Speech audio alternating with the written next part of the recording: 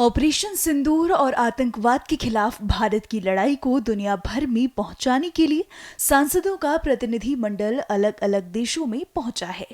इसी कड़ी में कांग्रेस नेता शशि थरूर के नेतृत्व में सर्वदलीय प्रतिनिधि मंडल गुयाना पहुंचा है।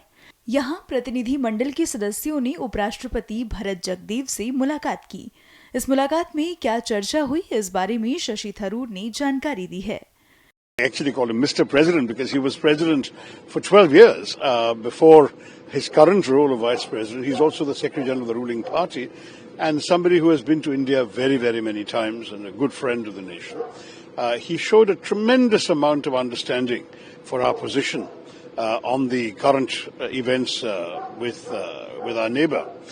But equally, we had a much broader ranging conversation about Guyana's development and the scope for India to be part of this narrative. There's a tremendous expansion taking place. Guyana, as you know, has discovered a lot of oil and gas, and with that there's tremendous infrastructural changes happening, everything from highway construction to reforming the banking sector, telecoms, all sorts of areas. And there was a very clear signal that India would be welcome and Indians would be welcome to participate in this process. इससे पहले भारत और Guyana के बीच संबंधों को लेकर Guyana में भारत के उच्चायुक्त अमित तेलंग ने बात की थी। सुनिए उनका क्या कहना है। भारत से सभी पार्टियों का एक प्रतिनिधिमंडल, सांसदों का प्रतिनिधिमंडल गयाना आया हुआ है।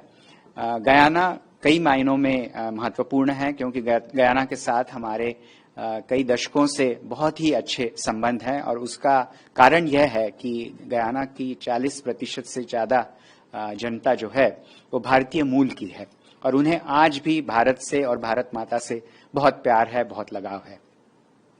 आपने देखा होगा कि पहलगाम टेररिस्ट अटैक के बाद यहाँ के राष्ट्रपति महामहिम डॉक्टर मोहम्मद इरफान अली जी ने हमारे यहाँ हुए टेररिस्ट अटैक का खंडन किया था। उन्होंने कहा था कि ये चीज मानवता के लिए एक प्रकार से एक धब्बा है और हमें टेररिज्म और आतंकवाद के विरुद्ध लड़ना है।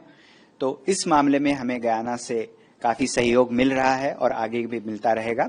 आपको शायद पता होगा कि गयाना अभी यूनाइटेड नेशन सिक्योरिटी काउंसिल का नॉन परमानेंट मेंबर भी है। तो उस मायने में भी गयाना से जो हमें सहयोग और जो उन्होंने जो संवेदनाएं प्रकट की हैं वो बहुत ही महत्वपूर्ण है। और मैं ये भी कहना चाहूंगा कि हमारे दो देशों के बीच के जो संबंध है वो बहुत ही दृढ़ हैं और इसमें हमारे लोगों के बीच जो जुड़ाव है वो बहुत ही महत्वपूर्ण है। आपने शायद देखा होगा कि कुछ महीनों पहले आदरणीय प्रधानमंत्री जी गयाना की यात्रा पर आए हुए थे। उस वक्त भी हमने यहाँ पे जो लोगों के बीच जो जुड़ाव है, एक दूसरे के साथ मिलकर काम करने की जो चाहत है वो दोनों जगह बहुत ही हमें दिख रही है। तो मुझे पूरा विश्वास है कि हमारी जो आतंकवाद के खिलाफ लड़ाई है उसमें हमें गयाना से पूर्ण सहयोग मिलेगा।